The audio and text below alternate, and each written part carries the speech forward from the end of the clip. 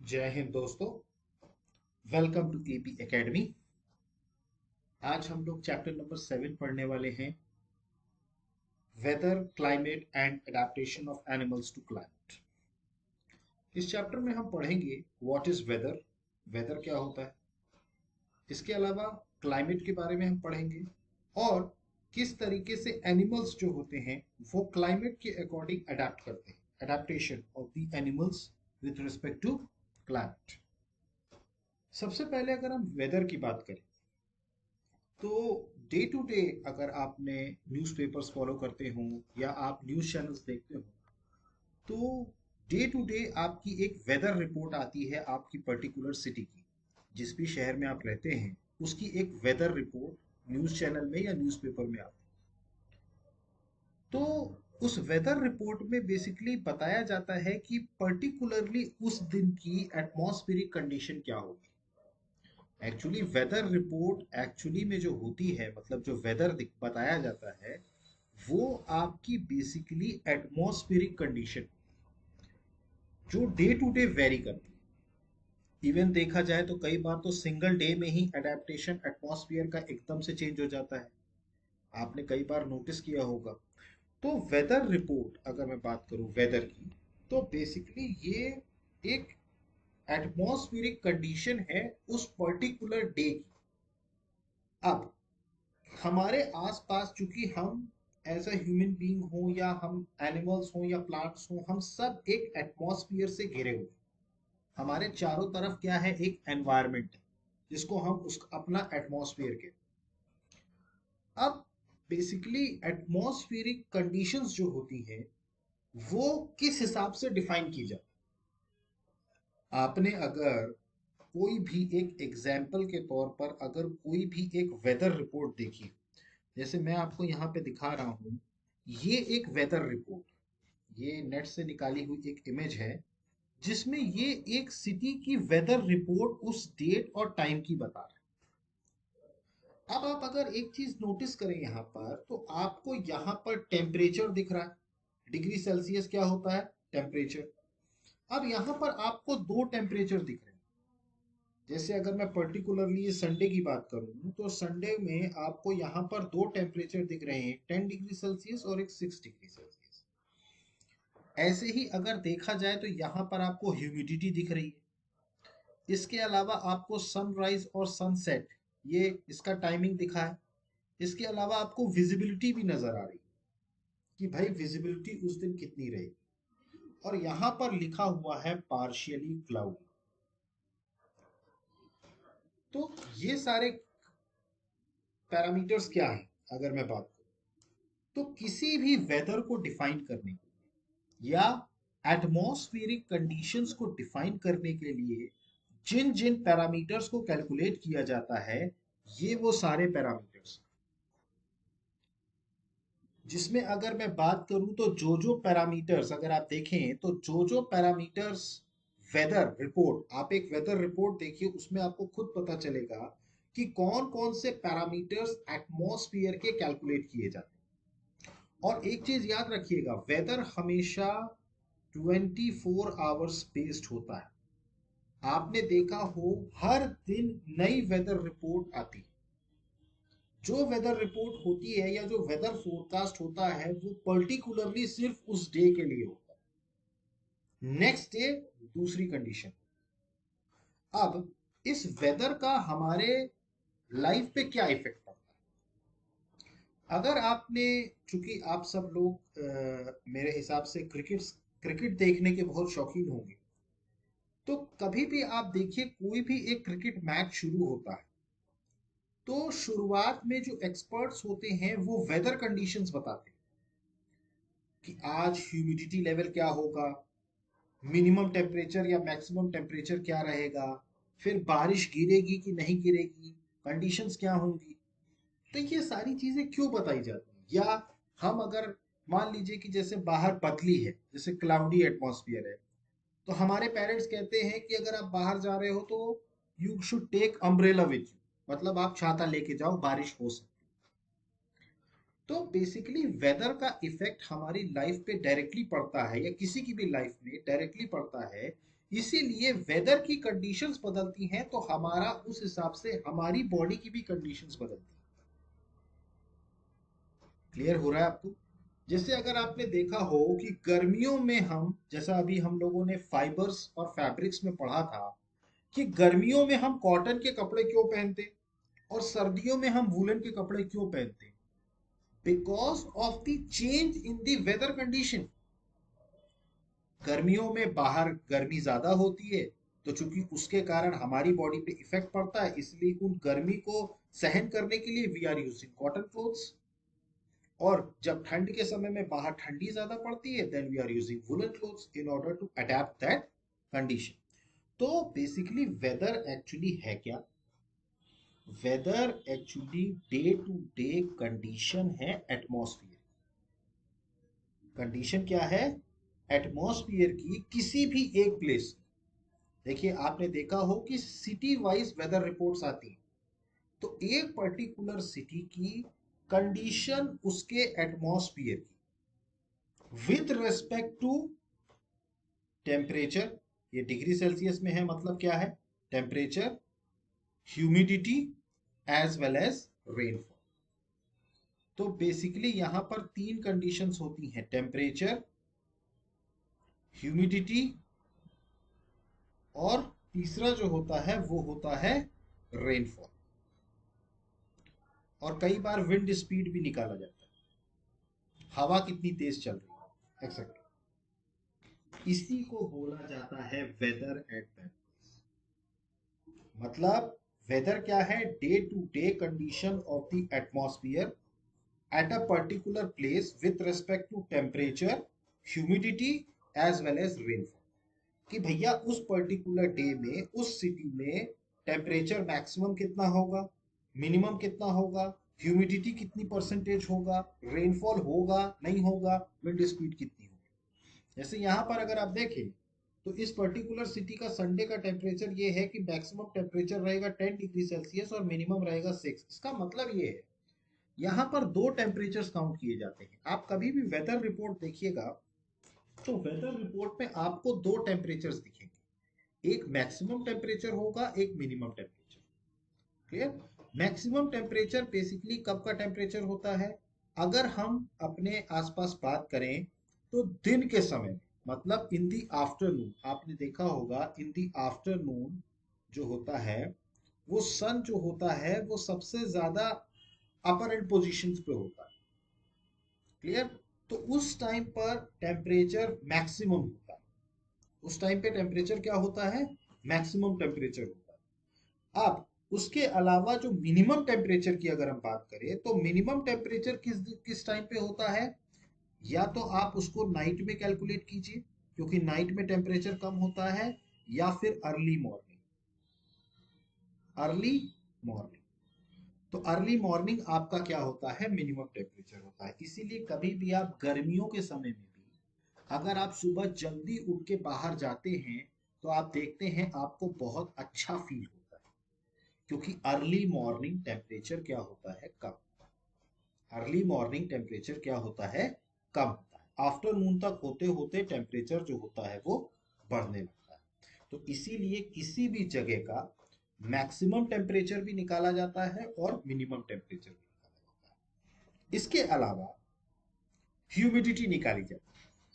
अब ये humidity actually में है क्या? देखिए, कई बार आप लोग बात करते हैं कि हवा में मॉइस्चर। आप लोगों ने कभी सुना होगा लोगों के मुंह से कि हवा में मॉइस्चर। मॉइस्चर का मतलब है, देखिए हमारे एटमॉस्फेयर में क्या है? एयर है। जब भी कभी एयर के अंदर वाटर वेपर प्रेजेंट होता है, वाटर वेपर का मतलब क्या है? पानी जो है वो वेपर फॉर्म में जब होता है तो वो वाटर वेपर। जब भी इस एयर के साथ, एटमॉस्फेरिक एयर के साथ ये वाटर वेपर मिक्स होता है तो वो एयर क्या हो जाती है? मॉइस्ट। इसका मतलब मॉइस्चर का मतलब होता है प्रेजेंस ऑफ वाटर वेपर। मैंने आपको एक एग्जाम्पल भी दिया था, जब भी कभी आप फ्रिज से ठंडा पानी एक गिलास में लीजिए और उस गिलास को कुछ टाइम के लिए आइडियली रख दीजिए, कुछ टाइम के बाद आप देखेंगे गिलास के बाहरी सरफेस पे पानी की एक परत जम जाती है। रीजन क्या है उसका? क्या वो पानी गिलास के अंदर का है? नहीं। वो पानी कहाँ से आया? एटमॉस्फेरिक एयर में जो वाटर वेपर प्रेजेंट है वो जब उसके कांटेक्ट में आया तो ठंडा होने के कारण वो वापस से किस फॉर्म में चेंज हो गया? लिक्विड फॉर्म में। तो वाटर वेपर फॉर्म में जो होता है वो अगर एयर के साथ मिक्स होता है तो इसका मतलब एयर क्या है? मॉइस्चर। और ये मॉइस्चर कितना है, मतलब कि एयर में वाटर वेपर की मात्रा कितनी है, ये कौन सा पैरामीटर बताता है? यही बताता है ह्यूमिडिटी। ह्यूमिडिटी जो होती है वो होती है इन टर्म्स ऑफ परसेंटेज, जिसमें होता है mass of vapour upon mass of air. मतलब कि वाटर वेपर का मास कितना है इन कंपैरिजन टू एयर के, यही उसकी ह्यूमिडिटी। और ये इन टर्म्स ऑफ परसेंटेज दी जाती है। आप देखा होगा 70%, 75%, 80%। क्लियर? तो ये क्या है हमारा? ह्यूमिडिटी। तो एक तो टेम्परेचर कंडीशन है, दूसरी कंडीशन है ह्यूमिडिटी, तीसरी है रेनफॉल। क्लियर? और चौथी है विंड स्पीड, कि विंड स्पीड कितना रहेगा। ये जो प्रेशर है ये वही शो कर रहा है, क्योंकि इस प्रेशर के कारण ही क्या होती है? विंड जो होती है, मतलब हवा जो होती है वो फ्लो करती है ड्यू टू प्रेशर डिफरेंस। तो बेसिकली वेदर जो काउंट किया जाता है वो पर्टिकुलरली एक दिन के लिए किया जाता है, एक पर्टिकुलर डे के लिए किया जाता है। इसीलिए वेदर जो होता है वो काफी कॉम्प्लेक्स फिनोमेना होता है, क्योंकि ये शॉर्टर पीरियड ऑफ टाइम में वेरी करता है। कई बार आपने देखा हो कि सुबह ऐसा लग रहा होता है कि धूप निकली है और अचानक से बारिश होने लगती है। तो वेदर एक्चुअली एक बहुत ही कॉम्प्लेक्स फिनोमेना है, जो क्या होता है कि बहुत शॉर्टर पीरियड में चेंज हो जाता है। क्लियर? कई बार ऐसा होता है कि धूप निकली है सुबह के टाइम पे और एकदम से बदली छा गई और बारिश गिरने लगी। क्लियर? और या तो फिर कभी बहुत तेज बारिश एकदम से गिरती है और फिर एकदम से पूरी बारिश क्या हो जाती है? वेनिश हो जाती है। तो और फिर उसके बाद तुरंत सूरज की रोशनी आ जाती है, ब्राइट सनशाइन। तो these are the changes which are taking place in a weather condition now। तो यहीं पर ये चीज दी हुई है जो मैंने अभी आपको वेदर के बारे में समझाया, कि मैक्सिमम टेम्परेचर बेसिकली कब ऑकर होता है? Generally in the afternoon. और मिनिमम टेम्परेचर कब होता है? Generally in the early morning. जैसा मैंने आपको बताया था कि वेदर रिपोर्ट्स डेली 24 आवर्स के लिए होती हैं। क्लियर? और ये पर्टिकुलरली एक डे का वेदर प्रिडिक्ट करती है। ह्यूमिडिटी मतलब is the measure of moisture in the air. Air में कितना मॉइस्चर है वो क्या बताता है? ह्यूमिडिटी। अब ये जो डे टू डे कंडीशन होती हैं जो मैंने आपको बताया था of the atmosphere with respect to temperature, humidity, wind speed, rainfall is called the weather at that place. उस प्लेस का वेदर कहलाता है। तो एलिमेंट्स क्या क्या होते हैं वेदर के? Temperature, humidity and rainfall. तो आपको बेसिकली दो फैक्टर याद रखने हैं, टेम्परेचर एंड ह्यूमिडिटी। फिर मैंने आपको बताया था कि वेदर एक बहुत ही कॉम्प्लेक्स फिनोमेना होता है जो कि शॉर्टर पीरियड्स में चेंज होता रहता है। क्लियर? तो आपको मेरे हिसाब से वेदर समझ में आया होगा कि वेदर क्या होता है, मैक्सिमम और मिनिमम टेम्परेचर क्या होता है, ह्यूमिडिटी क्या होती है, और ये सारी क्या होती है? ये एटमॉस्फेयर की कंडीशन होती है। और इसी को एक रिपोर्ट बना करके जो पेश किया जाता है that is your weather report. That is your weather report. और ये हर दिन के लिए रिकॉर्डेड की जाती है। क्लियर? तो इस अब जैसे मैक्सिमम या मिनिमम टेम्परेचर्स को मेजर करने के लिए थर्मोमीटर्स का इस्तेमाल किया जाता है। क्लियर? फिर ह्यूमिडिटी मेजर करने के लिए भी कई सारे इंस्ट्रूमेंट्स होते हैं जो ह्यूमिडिटी को मेजर करते हैं। तो this is all about whether. और ये एक एग्जांपल है जो कि एक सिंपल एक वेदर रिपोर्ट दी। तो आपको वेदर समझ में आया, आप जो कि day to day condition. Now next अगर हम बात करें तो नेक्स्ट हम बात करते हैं क्लाइमेट के बारे में। अब हमने जैसे बात करी एटमॉस्फेरिक कंडीशन की, तो weather is a atmospheric condition. ठीक है? जो डे टू डे मेजर होती है। वेदर जो होता है वो डे टू डे मेजर किया जाता है। तो क्लाइमेट क्या है? देखिए, आपने कभी नोटिस किया हो कि अगर मैं एग्जाम्पल के तौर पर राजस्थान की बात, Rajasthan is a desert place, clear. वहां का टेम्परेचर हॉट होता है, क्लियर। जनरल केसेस में वहां का जो टेम्परेचर होता है वो गर्म होता है। फिर अगर हम बात करें इधर आ जाए साउथ साइड, तो यहाँ पर हॉट भी होता है प्लस ह्यूमिडिटी भी होती है, क्लियर। तो ये कैसे परसेप्शन बना? जब आप day to day weather reports find out करते हैं, तो आप एक चीज नोटिस करेंगे कि एक पर्टिकुलर सिटी का कमोवेश वेदर एक जैसा ही है थ्रू आउट द ईयर। मतलब वहां जो देखिए, वेदर हम बेसिकली रिकॉर्ड करते हैं एवरी डे। हर दिन मेट्रोलॉजिस्ट जो होते हैं वो वेदर को रिकॉर्ड करते हैं। अब आप नोटिस करेंगे कि एक पैटर्न है, बन जाता है वेदर का, जो कि क्या करता है, काफी टाइम से वो सेम कंडीशन ही रिकॉर्ड कर रहा है। मतलब वहां उस पर्टिकुलर जगह की जो वेदर रिकॉर्ड हो रहा है वो लगभग लगभग सेम है।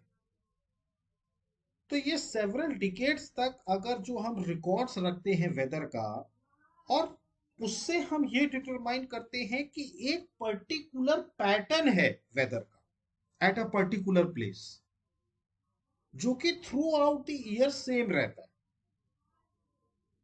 तो ये जो पैटर्न होता है, average weather pattern over a long time, इसी को बोला जाता है क्लाइमेट। देखिए, वेदर डेली रिकॉर्ड किया जाता है, लेकिन आप नोटिस करेंगे कि कमोवेश हर साल एक पर्टिकुलर वेदर जो होता है वो एक पर्टिकुलर पैटर्न को फॉलो करता है। जैसे अगर हम पर्टिकुलरली नॉर्थ इंडिया की बात करें, नॉर्थ इंडिया की बात करें, तो नॉर्थ इंडिया बेसिकली है क्या? नॉर्थ इंडिया में आप नोटिस करते होंगे कि दिसंबर, जनवरी, फरवरी, इसमें नॉर्थ इंडिया में ठंड बहुत ज्यादा पड़ती है। फिर अगर आप यही अप्रैल, मई, जून अगर चले जाएं तो वहां पर बहुत ज्यादा गर्मी पड़ती है। फिर आप देखें जुलाई, अगस्त, सितंबर का टर्म, जिसमें काफी ज्यादा रेनफॉल होता है। तो ये हमने कैसे परसेप्शन बनाया? भाई अगस्त में ही बारिश या जुलाई में ही बारिश क्यों होती है, या मार्च, अप्रैल, मई, जून इनमें ही गर्मी क्यों पड़ती है, या दिसंबर, जनवरी में ही ठंड क्यों पड़ती है? ये वेदर साल दर साल रिपीटेडली सेम पैटर्न फॉलो कर रहा है। मतलब हर साल दिसंबर, जनवरी में ही ठंड पड़ती है, या हर साल मई, जून में ही गर्मी पड़ती है। मतलब क्या बन गया कि ईयर बाय ईयर ये एक वेदर का पैटर्न बन गया। और इस वेदर के पैटर्न को ही बोला जाता है, फॉर अगर ये वेदर का पैटर्न एक बन गया है for a longer period of time, that this factor is called as climate. हमने एक क्लाइमेट का नाम दे दिया उसको। तो क्लाइमेट बेसिकली है क्या? एक एवरेज वेदर कंडीशन, क्लियर। एक average weather pattern taken over a long time, से 25 years, is called the climate of that place, average weather pattern. जैसे अगर यहां पर आप देखें तो दो टेबल्स बनी हैं, एक वेदर पैटर्न दिया हुआ है श्रीनगर का, और एक दिया हुआ है त्रिवेंद्रपुरम का, केरल का। अब यहां पर आप नोटिस करें कि डेली उन्होंने टेम्परेचर मेजर किया है, daily minimum temperature, daily maximum temperature, और मीन टोटल रेनफॉल दिया। तो आप यहां पर नोटिस करेंगे कि जनवरी, फरवरी, मार्च, अप्रैल में टेम्परेचर मिनिमम काफी कम है। देखिए जनवरी में तो -2.3 है, फिर -0.6, -3। तो यहां पर देखें आप, मैक्सिमम टेम्परेचर कब गया है? मैक्सिमम टेम्परेचर मिनिमम गया है कब? On August. अगस्त मंथ में मैक्सिमम टेम्परेचर गया। तो एक आपको पैटर्न समझ में आ रहा है कि ये इस टाइम पर ठंड रहती है, इस टाइम पर थोड़ी सी गर्मी आती है, मतलब एक पर्टिकुलरली एक पैटर्न ये फॉलो कर रहा है। फिर अगर आप यहाँ पर आ जाएं त्रिवेंद्रपुरम में, तो त्रिवेंद्रपुरम में देखेंगे कि यहाँ पर भी एक एवरेज वेदर पैटर्न। अगर यहाँ पर भी आप नोटिस करें तो यहाँ पर भी एक एवरेज वेदर पैटर्न, ये देखिए, ये एक एवरेज वेदर पैटर्न बना हुआ है। क्लियर हो रहा है आपको? ये एवरेज वेदर पैटर्न बना है 22 degree, 22 degree, 24 degree, 23 degree, 23 degree, मतलब एवरेज देखा जाए तो वो इतना ही टेम्परेचर मेंटेन किया है, डिस्पाइट ऑफ द फैक्ट कि जनवरी हो, फरवरी हो, दिसंबर हो, नवंबर हो, कोई भी। तो आपने दो अलग अलग प्लेसेस की अलग अलग कंडीशंस देखी।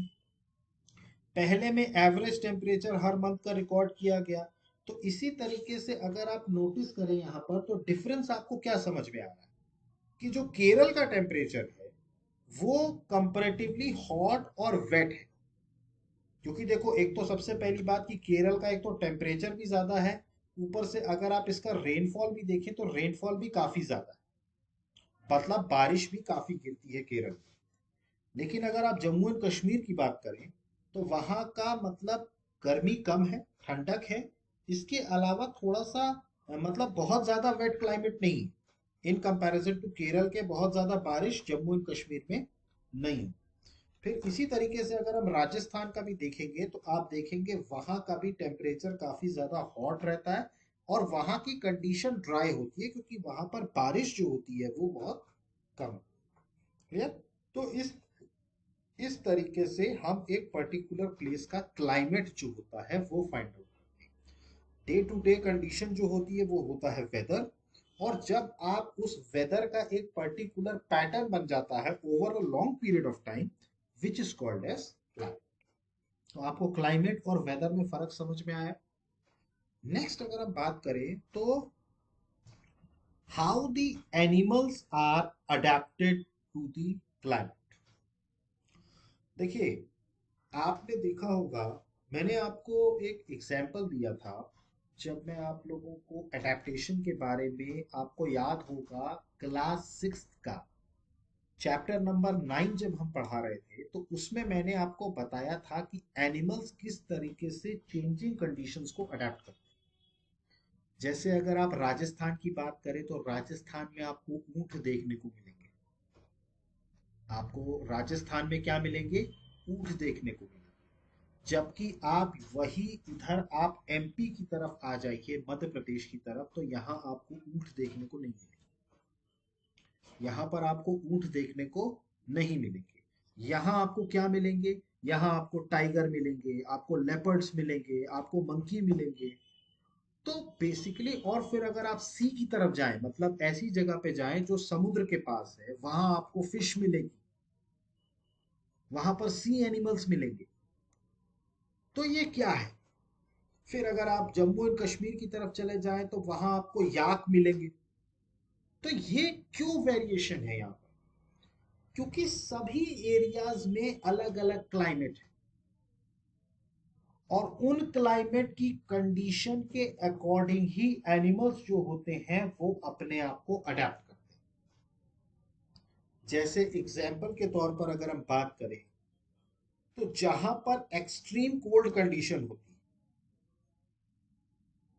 वहां के एनिमल्स का बॉडी या वहां का उनका बॉडी स्ट्रक्चर आप देखते हैं बिल्कुल अलग होता है। या कहीं पर बहुत ज्यादा गर्मी पड़ती है तो वहां के एनिमल्स अलग। तो अब हमें यहां पर समझना है कि किस तरीके से animals according to climatic conditions they are adapting themself. Climate का मैंने आपको बताया था बहुत ही बड़ा इफेक्ट होता है ऑन ऑल लिविंग ऑर्गेनिजम्स। आप समझ रहे हैं? तो क्लाइमेट के हिसाब से लिविंग ऑर्गेनिजम्स को अपने आप को अडेप्ट करना पड़ता है। क्लियर? तो इसी तरीके से एनिमल्स जो होते हैं वो भी अपने आप को अडेप्ट करते हैं to survive in the condition in which they live. वहां पर सरवाइव करने के लिए उनको अडेप्ट करना पड़ता है। जो जानवर अपनी कंडीशंस को अडेप्ट नहीं कर पाते वो जी नहीं पाते, वो सरवाइव नहीं कर पाते।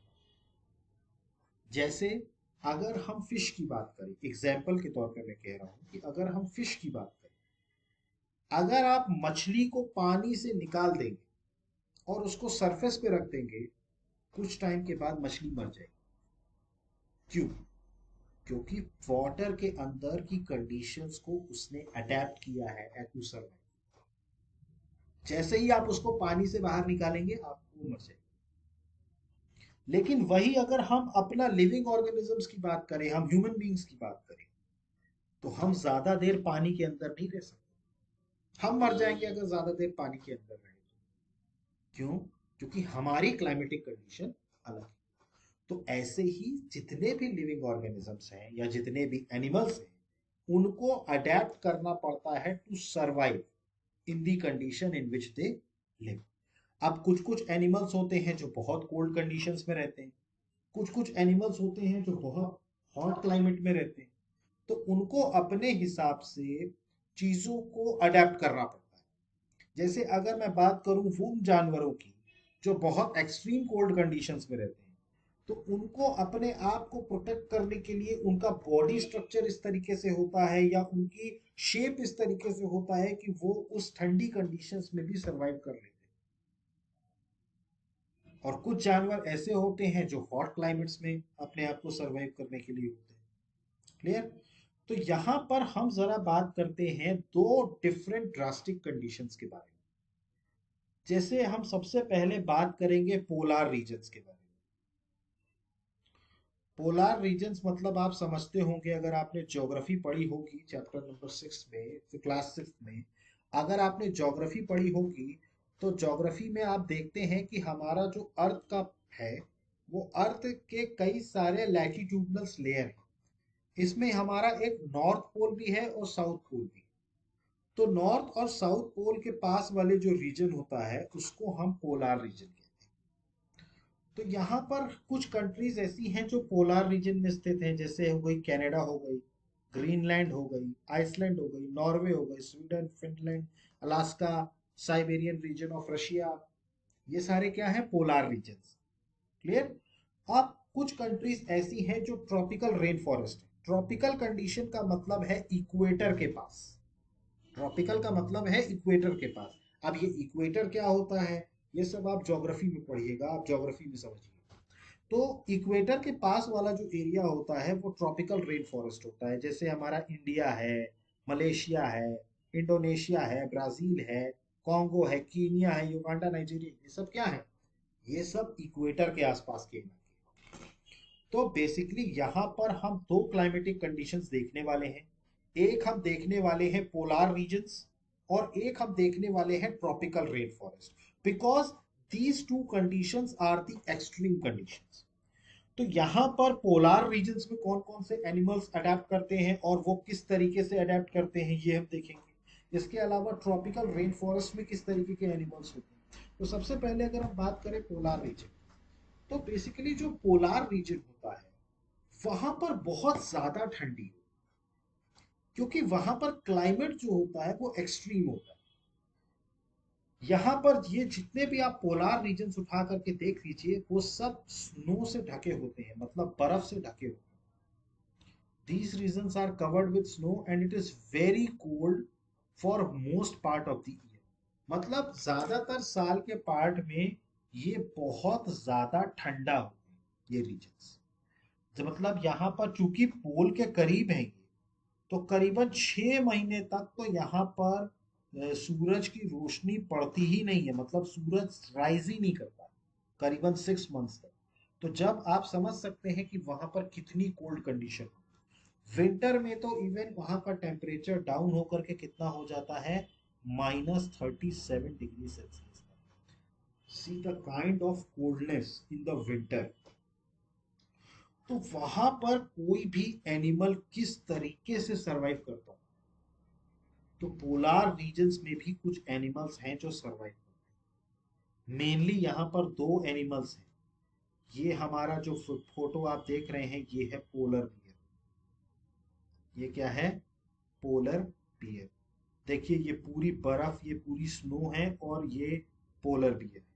और ये जो एनिमल है, ये जो दूसरा एनिमल जो है उसको बोला जाता है पेंगुइन्स।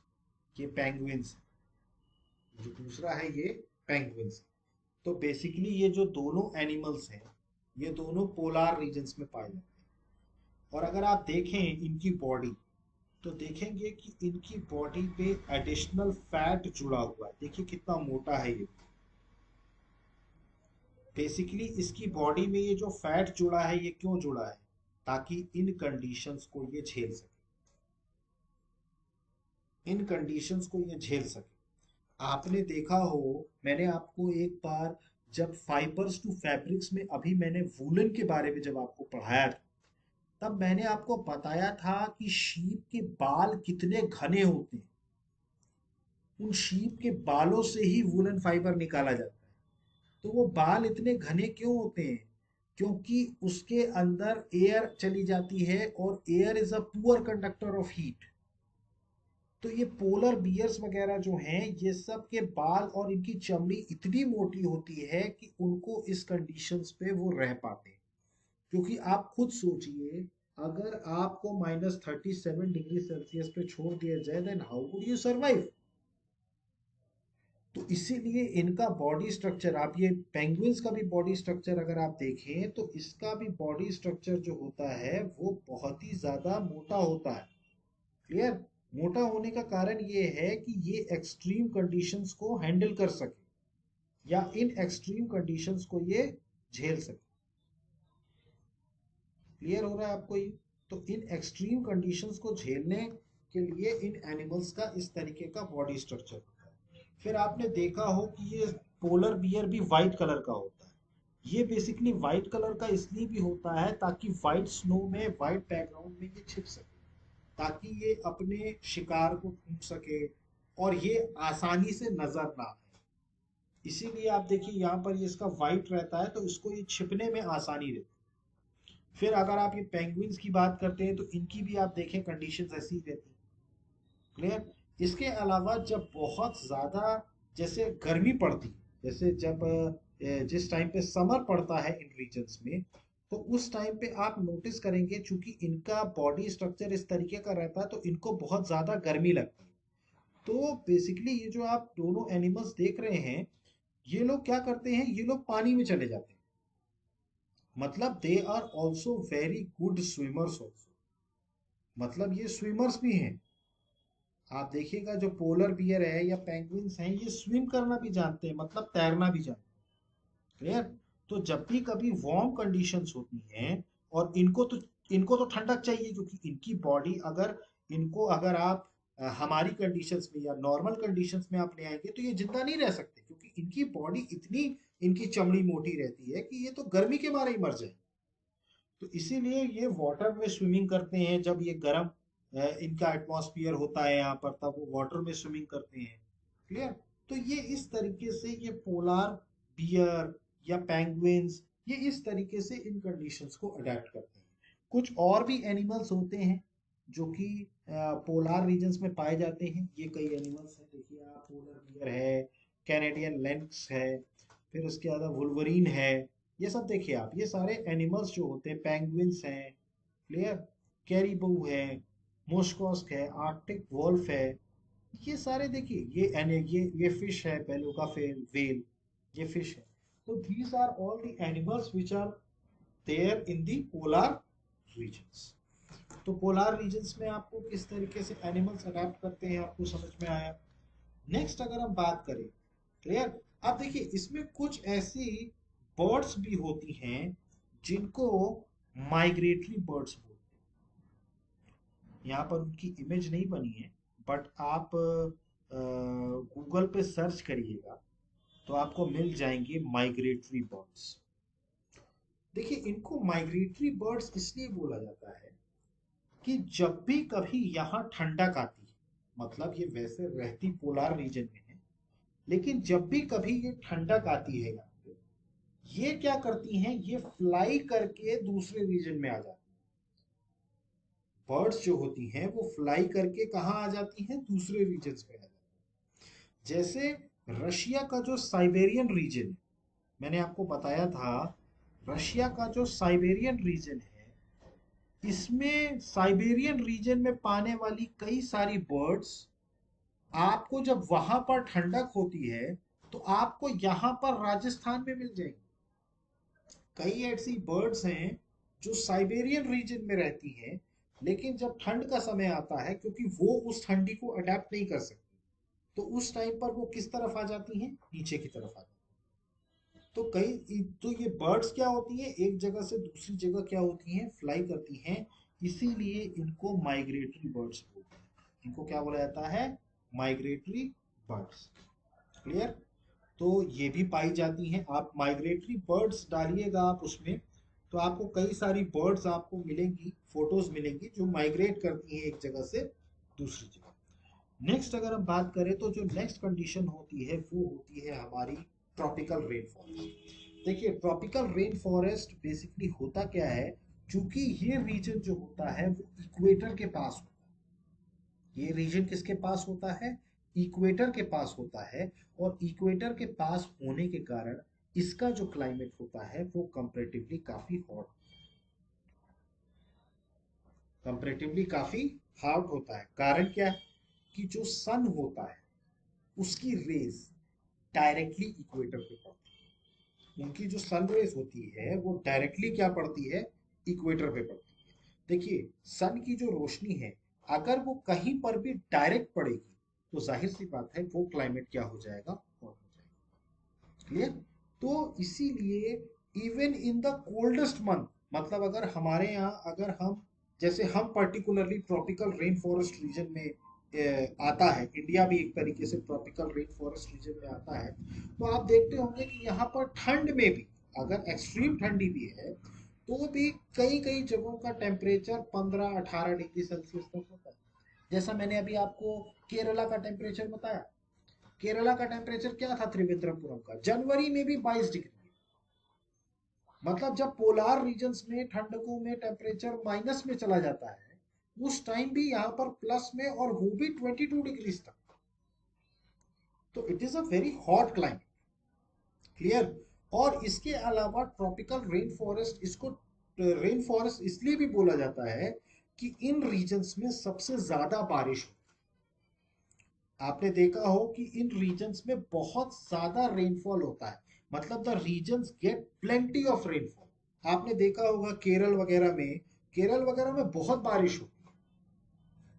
मतलब वहां एक्सट्रीम टेम्परेचर, गर्मी तो है ही, साथ ही साथ वेट क्लाइमेट भी।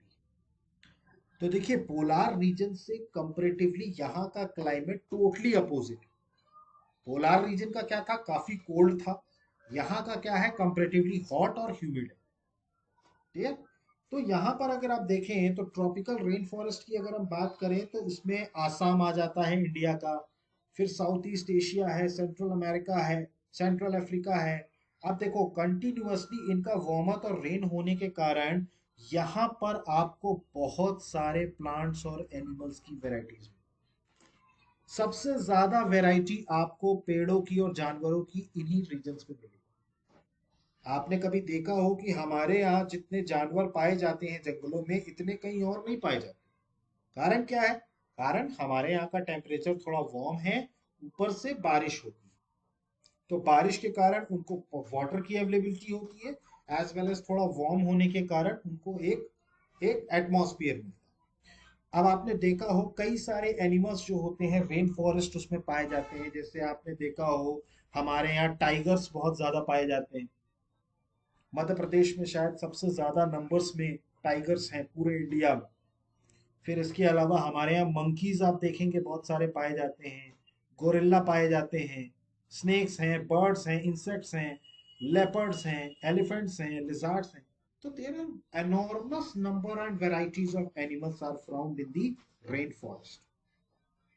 तो इसीलिए क्योंकि यहाँ की जो क्लाइमेटिक कंडीशन है वो काफी सूटेबल है in comparison to polar regions की। इसीलिए आप देखेंगे पोलार रीजन्स में एनिमल्स की वैरायटी कम है।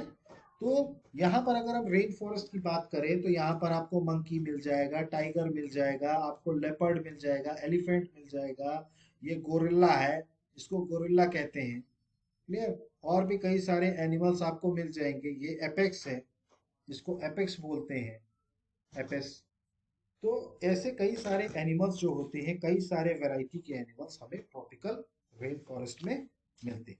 अब हर एनिमल्स का अपना अपना एक फीचर होता है, जैसे एलिफेंट जो होता है इसका अपना अलग फीचर होता है, इसके बड़े बड़े कान होते हैं। तो उसके बारे में हम डिटेल में आगे पढ़ेंगे, एनिमल्स के बारे में जब हम पढ़ेंगे। तो यहाँ पर आकर के हमारा ये चैप्टर खत्म होता है। इस चैप्टर में हमने वेदर के बारे में पढ़ा, हमने क्लाइमेट के बारे में पढ़ा। इसके अलावा हमने ये भी देखा कि किस तरीके से एनिमल्स अडेप्ट करते हैं to the changing condition of the climate. तो जैसा जैसा क्लाइमेट होता है वैसे वैसे आप यहाँ का एनिमल्स उस तरीके से अडेप्ट करते हैं।